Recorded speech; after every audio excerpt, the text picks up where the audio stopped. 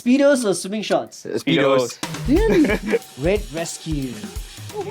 Red Rescue is Malaysia's first lifeguard training academy. And I would just have all the equipments like the cap, goggles and all, but I don't know how to swim. First and foremost, please do not jump in the water as a first resort. Regards to what we cover during our training, so it's mostly consists of life-saving techniques, fitness, CPR, AED, simulations as well. What would they do in the situation? I think it's an essential skill and knowledge everybody should have, right? So we all know we cannot use cotton pants to go into the pool. I mean, I didn't know that also. So they miss out these things. People feel like, you tell me not to do it, but you're not telling me why. So what's the reason? Hi everyone, this is the Late Night Connection where we are all about celebrating the power of creators and change makers. I'm your host Jay and let's get right to it. Today we're joined by Mani and Ethan from Red Rescue. Red Rescue is Malaysia's first lifeguard training academy, redefining standards and creating a supportive lifeguarding community dedicated to continuous improvement and safety. All right, so before we introduce our guests, I'm wearing a Hawaii blue and white shirt with a jeans with my hair down. I just dyed my hair brown. Let's get Ethan to first introduce himself and a fun fact about yourself. Hi, my name is Ethan. I'm currently wearing a black Red Rescue shirt with the red logo on it. It's red in color. Got really messy curly hair right now. And a fun fact about myself is that I actually lost 26 kilos in about 8 months. Whoa. So, Whoa. yeah. Where do you lose it? Very hard work. Hard work. A lot of running, swimming, yoga, and very intense diet. Ooh, okay. Yeah, swimming does help, I guess. Yep. Right? Do a lot of rescues, I guess. So. So always Yes. moving, you know. Always under the moving. sun, always rescuing people. Okay. Mani, what about yours? Yep. Hi, I'm Mani. I'm 25 years old this year. I'm wearing a cool white Red Rescue merch of ours, which has a saving lives in style at the back, and also a really cool sunglasses of ours. Okay, hit us up if you want any. My fun fact of me, I play underwater hockey. If you've heard of it, if you've not, you can search about it. So I'm very, very proud to be a national athlete, and today I'm a captain for my team. Our ideal goal is to be able to go to World Cup one day, to just represent Malaysia in all the other underwater hockey competitions. That will be the hope for Malaysia. I play underwater hockey. I represent the country, Malaysia, and I played for SEA Games 2019. Whoa, so you have to be like immersive underwater with like No. sticks and... Yeah, we don't have a tank. Okay. We don't have a scuba diving tank. We have a snorkel on, we hold our breath, we go down, we pass the puck around, come up, breathe, and go back down. Woohoo! We've got like a national player and also a rescuer. So if anybody's under there and they need help, you there. Yes, still, two right? in one. 2 in 1. All right. So that's our introduction, and we're going to go to the game time. So, we like to start off by asking you some rapid fire questions. Okay, so answer them as fast as you can. Whichever comes up to your mind. Since we've Okay. got two of y'all, Okay. whoever starts answering, then the next person, and then Okay. we'll see how. You better be fast, huh? Come on, Amali. Right? I think you got about 10 questions or so. Okay. Right? So here we go. Which do you prefer? Swimming in the beach or in the pool? Pool. Beach. Ah, difference. Why pool? I have a better direction of where I'm swimming to. And I feel a bit more calm lah. Just 4 walls is too boring. Okay, true. So yeah, the ocean is a bit more challenging. Also, Yeah, if you can right? swim, then it's fun. Yeah. What's your favorite swimming style? Freestyle. Freestyle as well. Oh, I like frog style. Just because it's just like more chill, you know. Yeah, I can keep your head up. Yeah, you can go Have a up, conversation go with your down. friend. Exactly. Frogs know what they're doing. Okay, Baywatch or Aquaman? Baywatch. Baywatch. Always. Really? Yeah, The Hoff boy wins this Yes. one. Okay. definitely. Speedos or swimming shorts? Speedos. Really? Why? It's streamlined. Lesser drag, faster swimming. Yeah, it really improves my swim style. Okay, I think maybe they should have pockets. That's why I like Yeah, pockets. maybe. Maybe they need to have pockets in speedos. New merch for you, maybe, you know. True, true. Why not? Yeah, true. Okay. Let's do it. If not lifeguard, I would be a... Radio DJ. Musician, probably. Oh, okay. So you'll be playing his records. Probably. Yeah. No, wait. Two Okay. different areas. Advice I would give to someone or those who are afraid of water. Take it slow, but at the same time, just try it out and put yourself up there because you never know. You'll pick things up very fast. Okay. It's a whole new world down there. You don't know what's happening. You're missing out a lot. Yeah, true. I think I started off snorkeling and that just blew my mind about the ocean. So peaceful, right? Yeah, it's amazing. And and fishes are huge, man. Correct. Like Correct, you correct. just you're just so tiny. Yeah. What exercise do you do as a lifeguard? We walk a lot. We are swimming a lot. A lot of workout stuff like strength training and stuff. Yeah, to be able to rescue somebody is not easy. Right. Crazy cardio, endurance, anything that gets our strength and speed up. We're probably doing that. Okay. Best thing about lifeguard has taught me. Always be aware because you can never know, something might happen at any time. So it's good to always have a good eye on whatever. Similar. Vigilance, always alert. You know what's happening. You know what's going to happen before it happens. Right. All right. So that's our fun fact and a little bit of our rapid fire, right? So now we're gonna get to ask you a bit of questions about what you all do. All right. So maybe just to find out a little bit about Red Rescue. Yep. Tell us about what inspired you. What got you to this journey? Why did you start this? Okay. It was, I think, 2015, around there. I just finished my O levels and I had so much free time. Don't know what to do, right? So my dad used to go to a gym which is based in the pool at that point, PJ Farm Right. Sports Center, and he would be on the treadmill and I would just have all the equipments like the cap, goggles, and all. But I don't know how to swim, right? So I just go and sit in the pool, just look at others swim, but I'll just be on the wall, and I started to enjoy that environment. I started to see like there was a swimming school that was like pretty active, swimming 12. They were teaching, they were always there around. The coaches were very friendly and stuff. And I started to build like a relationship with the lifeguards themselves. And when I was, I think like few months down the road, they were like, hey, since you're here all the time, do you want to, become a lifeguard and all these things? Huh. So they did teach me a bit of swimming. Right. I picked up swimming from there and it started from there. And that one thing that really caught my eye was that red t-shirt with a yellow cross, the back says lifeguard. So I was like, I wanna get that. So they're like, hey, Wow. do you want to become an intern? You don't have to pay, we can certify you for free. Why not? Boom. Yeah, so I just went into it and Okay. 9 years down the road I'm here now.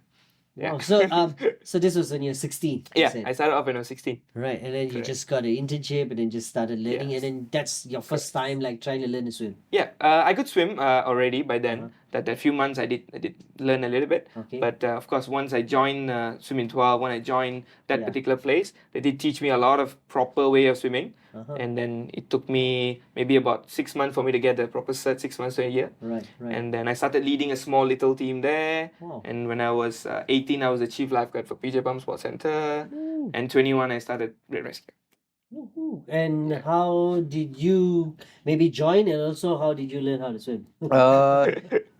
Okay, so for the swimming part, I was mostly self-taught.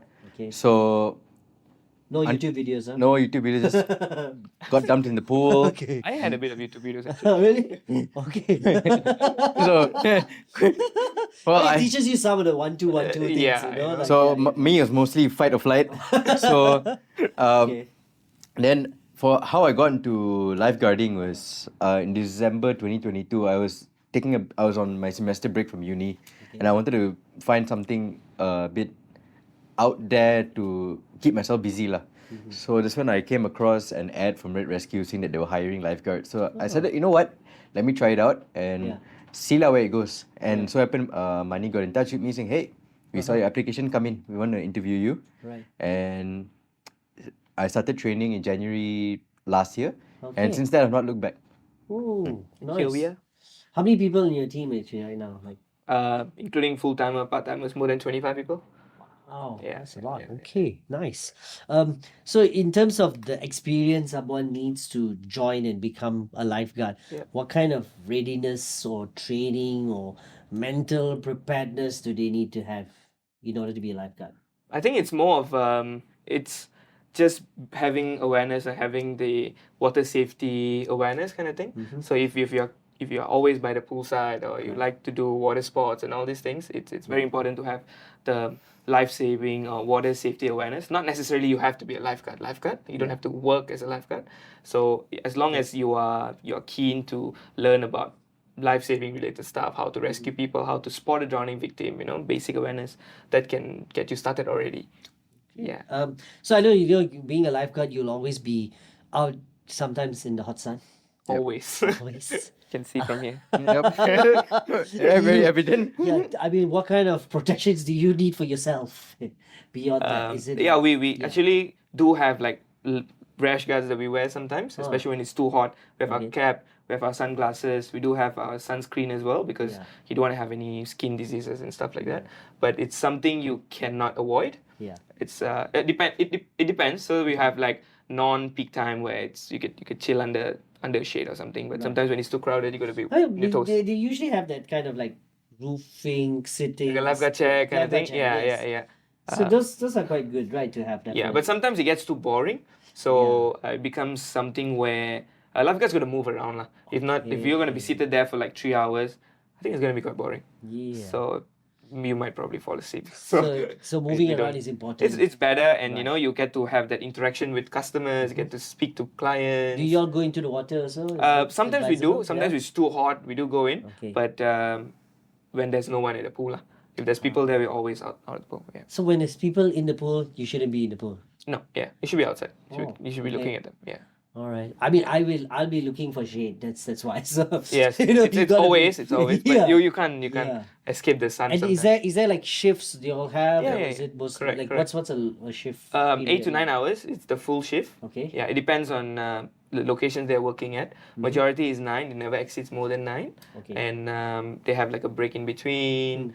And then some of them like work morning, some of them work at night. It depends on the location as well. So we Right. provide lifeguards to different properties. Okay. So it depends on how they run it. Yeah. So what kind of like safety standards and practices could you just give us a few things that you all cover in your trainings? Okay, so in regards to what we cover during our training, so our trainings we normally break it down where it's different every session. Maybe like one session we focus on a particular rescue technique and where we're in the water. So we go a few rounds and then get them to try it out themselves. And then maybe there'll be another session where it's mostly dry land training. Which Dry land training. Yeah, where we, usual body weight, strength training. Then we also have our CPR training sessions. Okay. Run them through the terms and then where's the right place to put your hands, how many compressions to breaths. Right. So it's mostly consists of life-saving techniques, fitness, and your CPR, AED, and then and simulations as well to kind of test your understanding where we do like a lifeguard victim kind of thing. So we hide the lifeguard, get a victim to go in, and then test what would they do in the situation. Yeah. And we try to make it as realistic as possible to kind of replicate the real deal.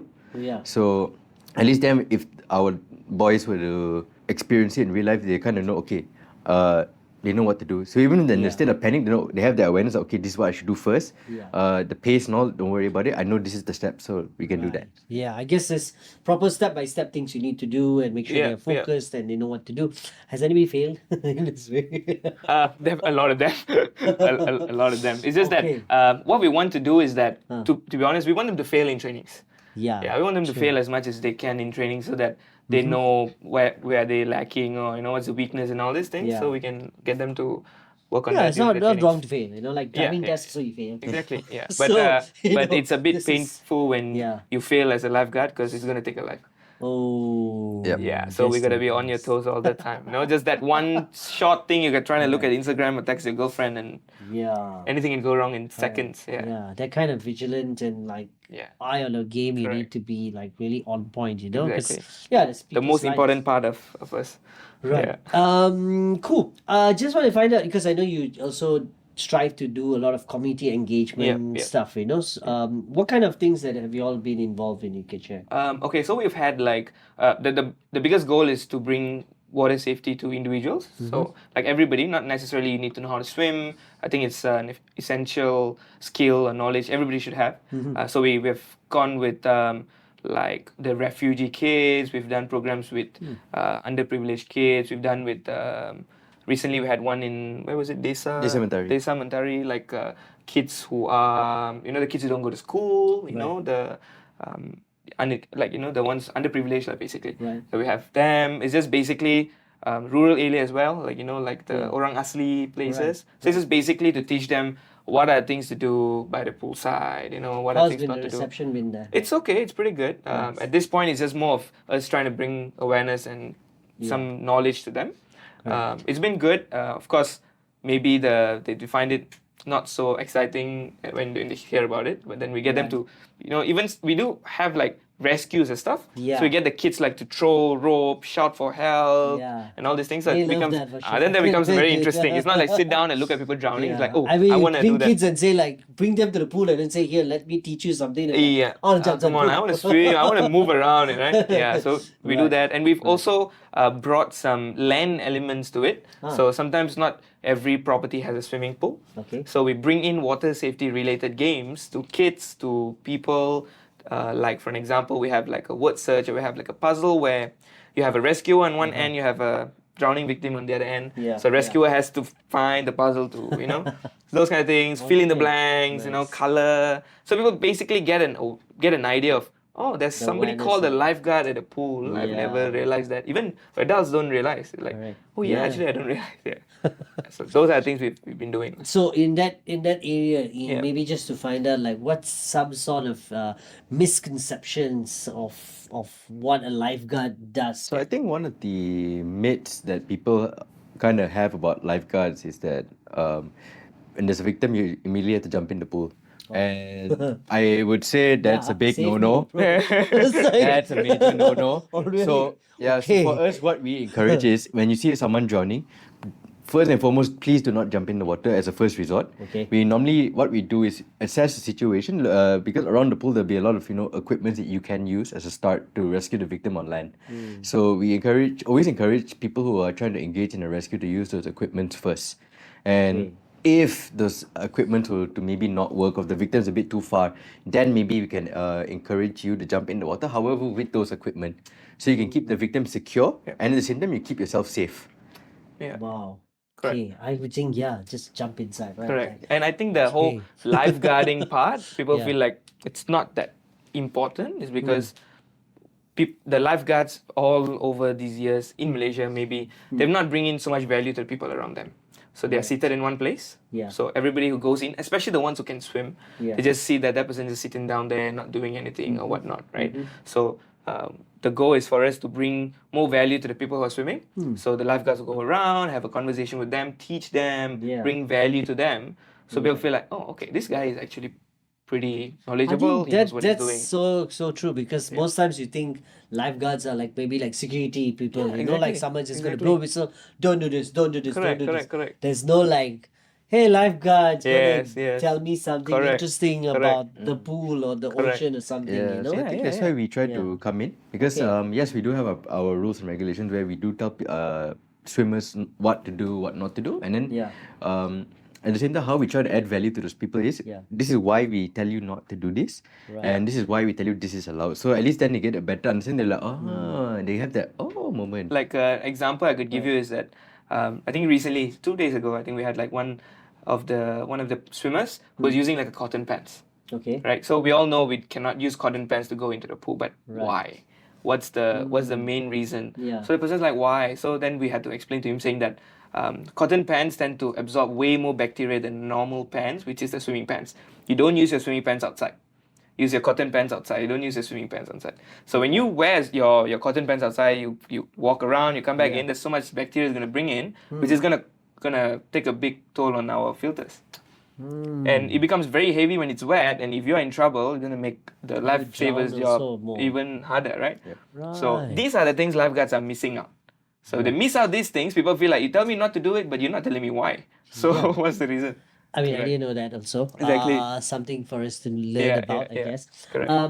So I think what you're saying true, because most times you see them sitting down. I think the whole idea of like walking around, interacting with the Correct. people. Correct. I guess adults, they think they're smart, they know it all. Exactly. At least with the kids and the Exactly, younger yeah. ones, they're a bit more like interested in these things, Yes, like yes, why, yes. tell me more and stuff like that. Yes. So yeah, I think even in my apartment also sometimes I've seen some people in the swimming, the security guard say cannot wear this, and then we're Correct. like, we look at the people and like, why do you wear that? Like, Correct. like now I understand, Yeah. like, okay, there's other things that we can actually learn Yeah, in that area. definitely. And I think that's amazing that you all are Yeah. trying to advocate for that and trying to bring about that kind of knowledge to people in that area. Yeah. So in that sense of Yep. things, just want to know, what would you give as an advice to someone who's inspiring to be a lifeguard or an individual interested in water and safety advocacy? Well, for anyone who's actually considering, I would say keep an open mind because there's so much to the world of lifeguarding and water safety as a whole and there's so much to learn. So it's keep an open mind, always be prepared to learn something, and don't just think, it's just a one day thing. No, it's continuous learning. So even if you think, you're by the pool or you're just sitting down, there's always something for you to do or learn. So Okay. it's a whole new experience. Trains you not just in like safety related aspect. It just start to be a lot more aware. You know what's happening around you. You're catching things so fast.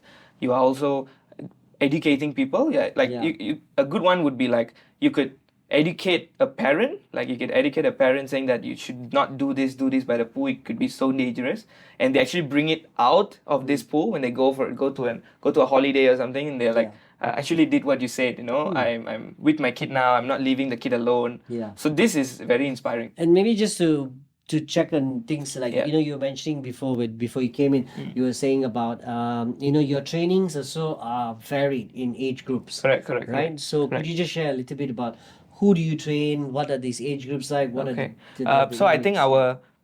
we do have like our academy where we bring in rescues and like we get younger kids to learn how to rescue people basically. But then when you say rescue, it's not like they jump in and rescue. It's not the Baywatch rescue. It's more of looking at how can they prevent. Yeah. Right? Teaching them how to prevent. So we have like our junior program, which is like we teach younger kids how to spot drowning victim, how to throw an equipment, how to shout for help, and all these things. And then once they're done with that, before they actually graduate, they have like a 6 hours of lifeguarding experience. So they like will be with us like proper senior lifeguards. They will walk Yeah. around the pool with their cool T-shirt, their their walkie-talkie and all these things, whistle. So they'll be like, this kid, no, you shouldn't go in. They tell the parent, Yeah. So that makes it very professional, makes Yeah. it very reputable for parents to say like, oh, okay, a younger kid is telling me what to do. It's like, okay, pretty cool, and that gives them a whole new understanding of water safety in general. And when they get older, they may take lifeguarding as a career for short term. That's something we have. We also have like programs for the ones who do not know how to swim. We have this program called Poolside Superheroes.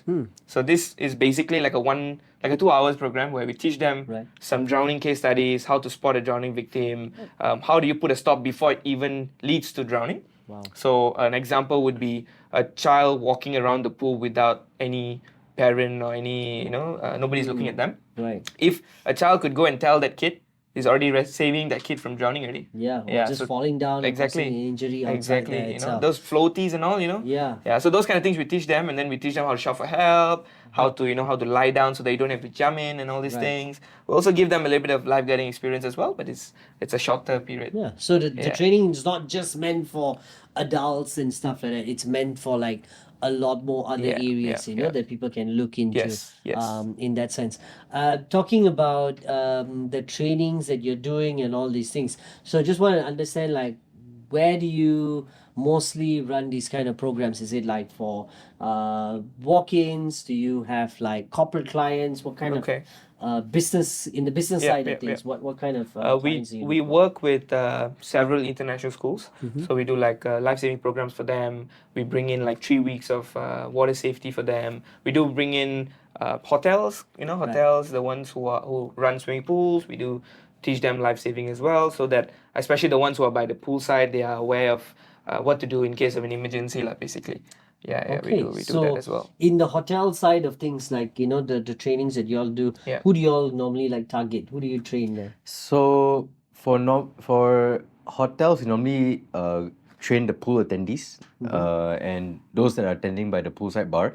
F&B, the F&B, housekeeping, anybody who's by the poolside. Yep. Yeah. And then we normally cover, because normally hotel swimming pools are shallow water. Yeah. So we try to cater our training program towards shallow water, especially when plus a mixture of what exactly they need. Maybe if say the pool is very prone to more kids slipping in the pool or accidents, or maybe guests who are a bit too affected by alcohol. Yeah, Then drunk guests. so they'll tell us all these needs, and at the same time, so we have to come up with a training program to tackle all these problems, and then we try to make it a training session program just for that.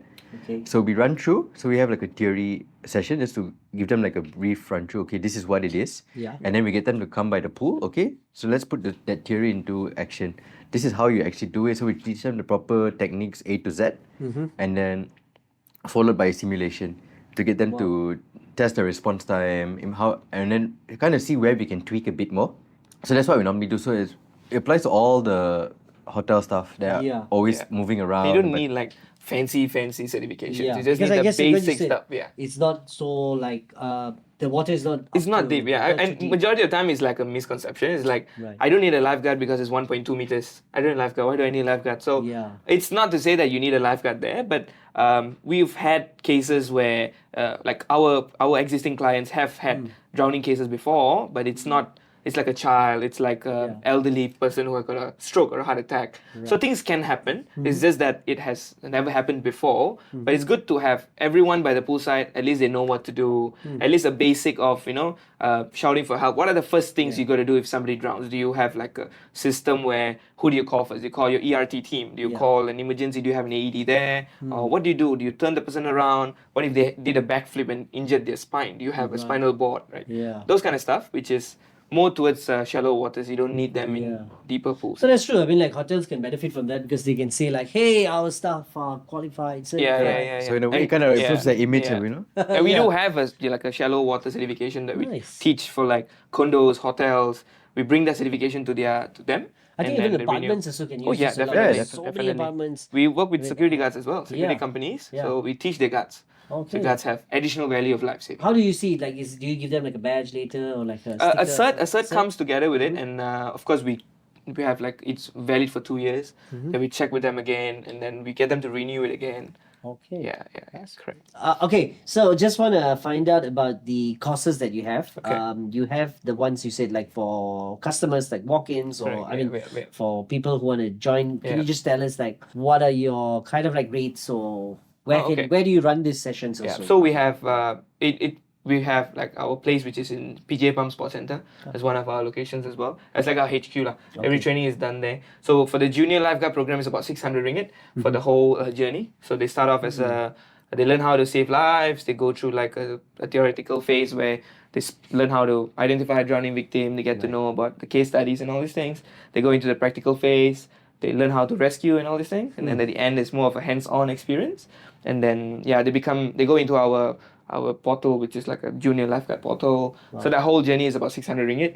And then they get like a cool merchandise or uniform that they wear. So that's for the kids, and the adults is about 850 for 8 sessions. And it's a similar journey, it's just that it's longer and it's a lot more in depth. Right. And they do longer hours in lifeguarding as well. And also the older ones, the advanced or the lifeguard certified training, it's more for them to use that as a way to make some side income as well.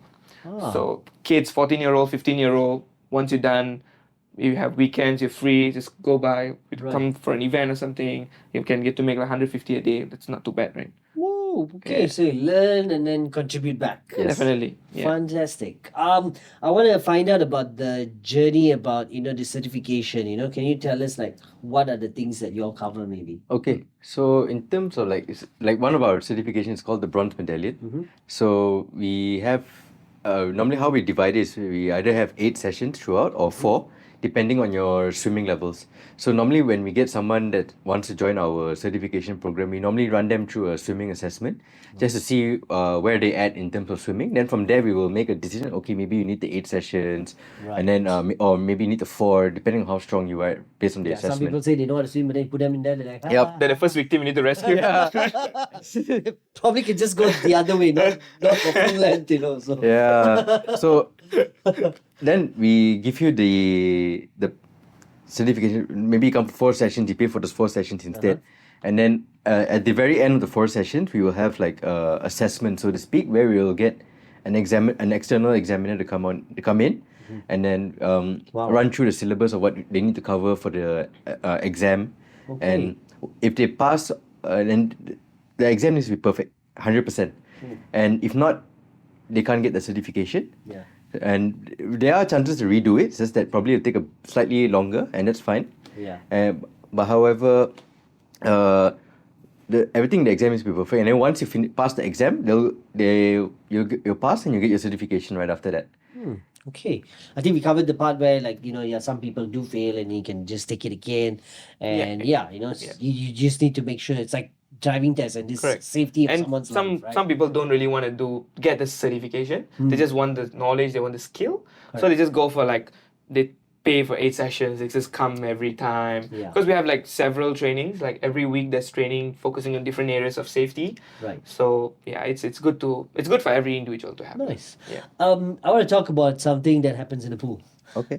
Okay. It's about being in the pool. So, man. does the water, we see in TV, some of the Yeah, movies yeah, and yeah, stuff, yeah, yeah. does the water turn blue? No, it doesn't. No, our pool, there's none of that. No, it doesn't.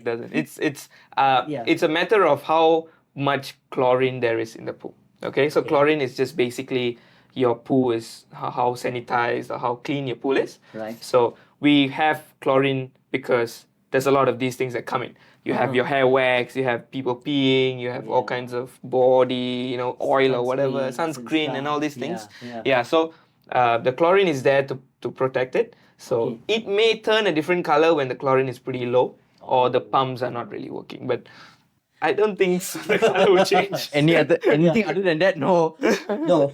So do you all have to actually test the water every now and then? Yeah. We do tests. We have the cleaning team. There's one division of our part where we do pool maintenance as well, pool cleaning. Okay. So they would do the testing. So we have a test kit, right? So you have a pH and the chlorine level. So it needs to have a certain criteria, a certain level in order for us to operate the pool. So if you feel in the morning we check once and at night we check once, it's it's not doing very well, then we have to close the pool. Then we'll pump in some chlorine and then get the pumps to run and yeah. Okay. So that also falls under your checking also? Lifeguards do it as well. Yeah. Okay. Correct. So that whole showering before you go into the pool, is it something you'll be like, "Please go? Oh yes, get out." definitely. Yeah, it's a must-do Very rule. important. Very important Very one, important. right? Yeah, Yeah. because you don't know what kind of chemicals are in, right? Exactly. And all these things. So And some of them are especially the ones who do running and all these things. They like to go in for a good swim. So you're running 10 kilometers with sweat and all these things. If you go in the pool, can you imagine the person in the next lane? oh, And you gosh. when you swim, after a while, you do drink some water. So, oh man. So Not chlorine ideal. good. Chlorine is Other good. things, The higher go the to chlorine is, toilet, better. or just shower yourself down, right? Okay. I want to talk about your future goals. All right, we're coming to the last part. So we're going to just see, what can we expect from Red Rescue? What are some of the things that you all are working on in terms of impacting the lifeguard community and the whole bigger picture of things that you all are trying to do. Very similar to what we are doing here today, empowering empowering everyone who's watching, yourself and all these people. That's the goal. End of the day, we want lifeguards all around the world, maybe Southeast Asia for now, to be able to provide this amount of value to the customers, to the people around them. So not just lifeguards, the ones that we are training, we're certifying, the ones who are by the hotels, not necessarily have to be a lifeguard, anyone. That's something we want to see. We want to be able to have every individual to have proper water safety awareness, and lifeguards to be having that standard where it's real Baywatch standard. Every pool you go in, you are afraid of them, or you're oh, it's not afraid of them. You're okay, respect. You're that level. We want to break that norm. We've been seeing where lifeguarding is a boring job. We've seen pictures of people sleeping, and they've also mentioned one of the useless job in Olympics is lifeguards. Yeah, they've mentioned it pretty big, because it's why do you need a lifeguard when everybody is Olympic swimmers, right? So it's not necessary, but you never know when you need it. So don't take it lightly. We've had a lot of cases, right? We've seen, it's a lot of And like that. you said, it's outside the swimming pool also. Somebody might be just watching a Exactly, spectator, someone might be eating something, and Correct. you're still at least someone's Yes, safety yes. is protected. So I think Correct, just to correct. add on to what Mani said, I think besides breaking the norm of what lifeguarding really is, I think especially this part of Asia where lifeguarding is not really there's no knowledge about lifeguarding, and No. is that or Yeah. the people who do have the awareness are like, oh, it's only a thing in Australia or America, but Yeah. in Malaysia, no lah, we're not a swimming country or a hot country. But however, we all know hot country means you have to go inside the pool. Yeah. So it's like most people, it's more of us wanting to help raise the understanding, like, hey, okay, yep, and that's where we come in, where we not only give you the safety, but we want to teach you, like, hey, these are the kind of standards we want to keep around the pool, and at the same time, it's more breaking stereotypes, and at the same time, if drowning happens, like, say, yeah, sure, drowning may not happen very often, but when it happens, it's fatal, and then you start to wonder, okay, why was there no proper safety being taught? And that's where we come into the picture, and because that's our aim, to be able to provide everybody with that water safety knowledge. Even if you don't need us to give you lifeguards, you will have that knowledge to be able to tackle it yourself, and then you ultimately it leads to really big communities, which is ultimately one of our bigger goals. Yeah, I think the work that you're doing, even impacting the other communities, Yeah. those who can't even afford it, and Yeah. those who can afford it also, at least they're getting that kind of information. I know during our times, if we talk about lifeguard, they're like nothing, Exactly. The closest thing is exactly Baywatch or Correct, whatever's on the correct. TV and Correct. stuff, Yeah. Any plans to expand your reach and impact with yes. your training programs? Definitely. Incoming, what is that? We are trying to go into all international schools in Malaysia first, Nice. and as well Yeah. as all hotels. So the goal is every hotel, every international school has either has a lifeguard, or the safety standard when it comes to swimming pool side. Pool side is super duper high, and of course to be able to go to Southeast Asia.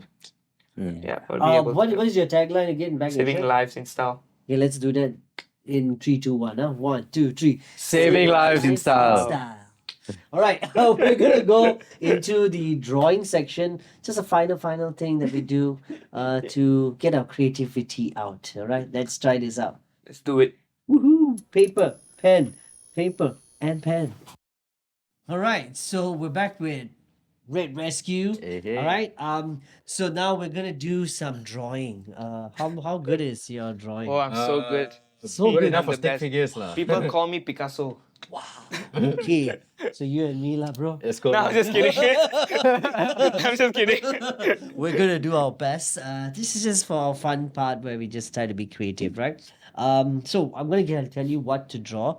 Our judges and producers will be checking in and telling us on when do we stop. Then we have 3 things to draw, but we'll do it one at a time. Okay. First thing to draw is. This one is gonna be tough. Favorite cartoon portraying a lifeguard. Huh? Favorite cartoon. Stickman. Having some fun. Okay, let's do this.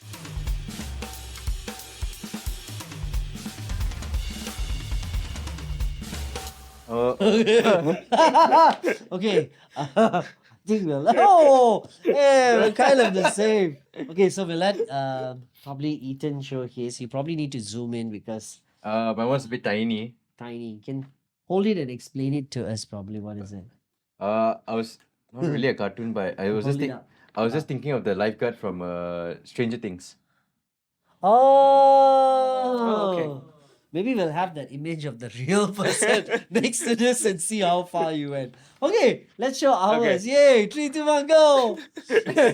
SpongeBob SquarePants. But the red SpongeBob lah. Mine, yeah, he's in the tree in a pineapple. In a pineapple. Yeah, under the sea. There's a Okay, red one with the glasses lah. Okay. nice. Okay, lah, good thinking cap Okay. on. Okay, next one. Whew, this one is fun. 3 things Okay. you can find by the pool. Okay lah. Okay, ah. Money will kill you. Okay, let's go.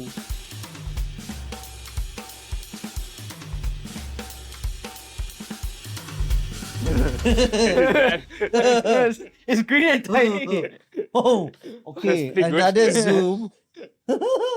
Okay, let's see. We brought the Ethan. model here, so. Oh, that's good. Okay, so what's yours? This is supposed to be the ring float. Ring This is the rescue tube, which I'm sure you guys will see at the back. Okay, And bang. What's that? this is supposed to be a rope, but It's a rope. It looks like a stick. I mean that works too. Not too bad. Okay. okay. All right. Mine is a ring float. Ring float, yeah. I keep saying it's a tube. We can yeah, call it tube, okay. tube, yeah. Shades. Yeah. That's a whistle. Perfect. I didn't know how to do a whistle. What do you think it was? Huh? Kids peeing. What? No. There's no kid peeing there. It's a That's whistle. a really small kid. Okay, what's yours? Okay, I have sunglasses, a bit, Tiny it's a bit, also, okay, yeah, sure, it's a bit let's off. I have the ring boy as well. I have a swim cap with the money logo on it. And this is supposed to be a normal cap, but I told you I'm a Picasso, so I'm sorry, it looked like a tombstone. exactly. Actually, it does. like a pram. Like a pram. Okay. Okay. Last one. Let's go big. Draw Okay, big. got it, got it. Okay, let's draw okay, big. okay. 3 things you don't want to find by the pool. Uh-oh. Okay, let's go big. Let's go big.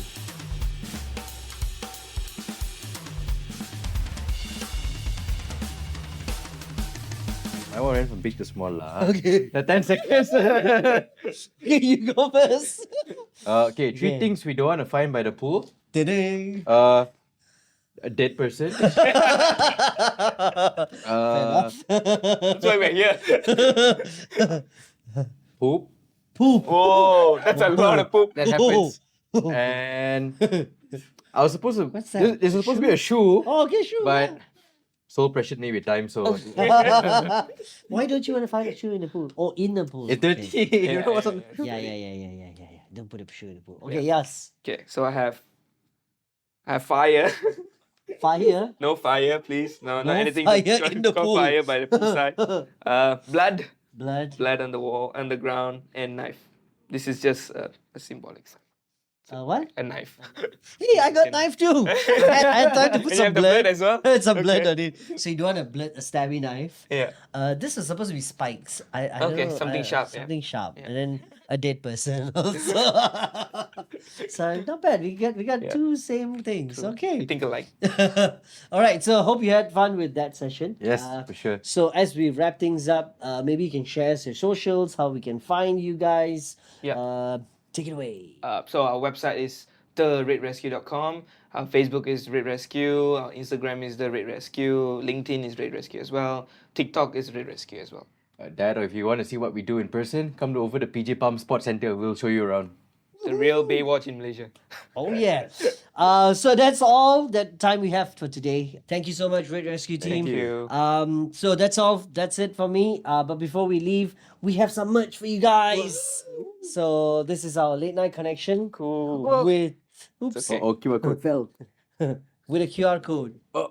Keychain. There we go. Cool. And a sticker. Whoa. And Epic. our phone holders. Alright, I was using yours, sorry. Thank you. Whoa. Testing it out. Thank you. But it all worked, works. Perfect. So as we sign off, thanks everyone. Until we meet again or reconnect. Good night. Woo. Nice. Cheers.